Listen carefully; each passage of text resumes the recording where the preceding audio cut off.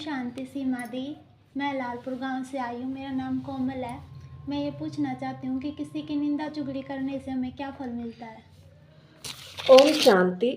देखिए, जब किसी की बुराई होती है तो उसके पाप कर्म कट जाते हैं और चुगली करने वाले और चुगली सुनने वाले के मतलब पर उसके वह बोझ उन पे चढ़ जाता है। फिर उनको लगता है कि हम तो इतना अच्छा कर भी रहे हैं, ये परिस्थिति कैसे आ गई।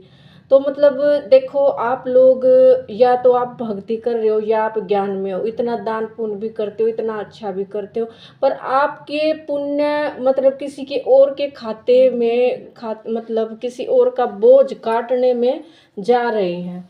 इसलिए एक परहेज बताती हूँ आज। अगर आपको अपनी लाइफ में खुशी चाहिए, 84 जन्म तक हैप्पीनेस चाहिए, तो आप किसी की बुराई मत करना। यह एक माया, किसी की चुगली ना सुनना ना करना, ठीक है।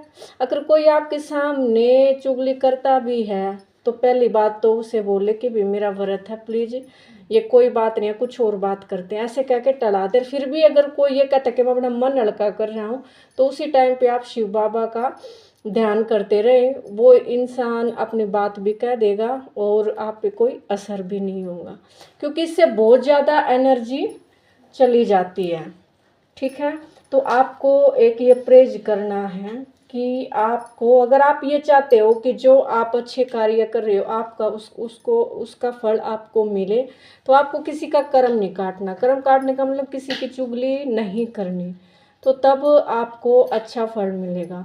और नहीं तो आप अच्छे कर्म करे जाओ, चुगली कर करके दूसरे के अकाउंट में दिए जाओ। ये सेम ऐसे ही है कि आपने पैसे कमाए और फिर वेस्ट में खर्च कर दिए, तो उस कमाई का, इतनी मेहनत का क्या लाभ जब आपकी वो वेस्ट ही हो गई है। तो सिर्फ जो ज़्यादा चुगली करते हैं उन इंसानों को दृष्टि दे, सकाश दे कि ये भी चुगली मुक्त हो जाए, ना चुगली करे, ना सुने, ना किसी की बुराई करे। और शिव से स्वयं भी एक शक्ति मांगे कि हे शिव बाबा, मुझ आत्मा में समाने की शक्ति हो और सब आत्माओं में समाने की शक्ति आ जाए।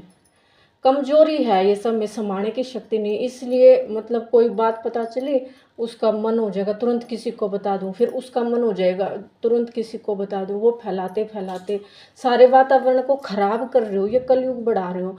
इसीलिए समाने की शक्ति को बढ़ाओ, अपने अंदर ही उस बात को दबा लो, ठीक है।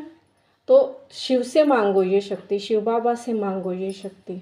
ऐसे करके संकल्प करो कि मुझ आत्मा में समाने की शक्ति बहुत ज़्यादा है। ऐसे करके आप मेडिटेशन भी करो, बाबा को लेटर भी लिखो और दान पुण्य भी करो।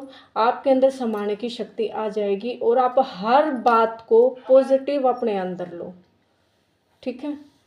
फिर मतलब आ जाएगी। एक दुनिया को सुधारने का एक आसान तरीका है जो शिव बाबा ने हमें बताया कि हमें कोई भी चीज़ नेगेटिव नहीं लेनी। अगर कोई कुछ भी बोल रहा है तो हमें उसकी बात को अनसुना कर देना है, तो उसकी बात उसके पास ही रहेगी, तो उसे लगेगा कि मैं तो वेस्ट ही बोल रही हूँ। उसे सूक्ष्म में एहसास होगा और स्थूल में भी होगा, तो वो इंसान सुधर सकता है। तो हमें स्वयं को अपने ऊपर ये कंट्रोल करना होगा कि हमें किसी की गलत बात नहीं लेनी है, उसका इशू नहीं बनाना, हमें नहीं सुनना है। तुरंत यह शक्ति शिव से लेनी होगी। मेडिटेशन के द्वारा आप करिए, सेंटर जाके या घर पे भी कर सकते हो, और फिर चमत्कार देखिए कैसे दुनिया सारी सतयुग बनती आ जाएगी। ओम शांति।